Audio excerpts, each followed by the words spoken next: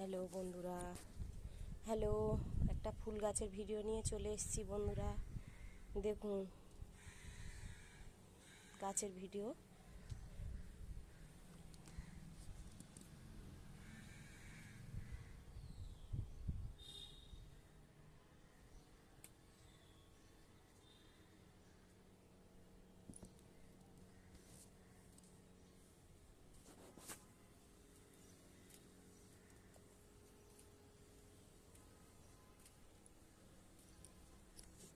দিদির গাছ, দিদি আমাকে দেখার দায়িত্ব দিয়েছে, তাই দিদি বাড়িতে নেই, গাছগুলো দেখতে এসেছি।